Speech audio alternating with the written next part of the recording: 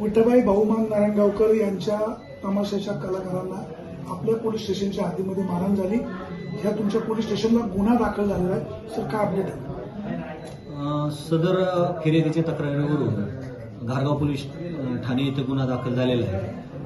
323, 324, 504, 506, 354 आणि 427 जुनं जे सेक्शन होतं त्या जुन्या सेक्शनप्रमाणे गुन्हा दाखल झालेला आहे.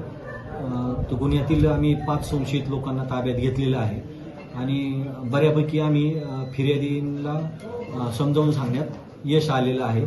यापुढेही मी आपल्या माध्यमातून असं नागरिकांना आवाहन करतो की अशा प्रकारच्या जर कुठं घटना घडत असतील तर आपण नुसती बघ्याची भूमिका घेऊ नये. आपण तिथं स्वतः त्याच्यामध्ये इन्व्हॉल्व्ह व्हावं आणि अशा घटना घडणार नाहीत याकरता नागरिकांनी सुद्धा दक्ष पोलीस म्हणून आम्हाला मदत करावी अशी मी आपल्या मार्फतीने विनंती करतो. घरातील महिलांना प्रचंड मारहाण झालेली आहे. त्यांचे कपडे फाडलेले आहेत. पुरुषांना सुद्धा डोक्याला गंभीर जखमा झालेल्या आहेत.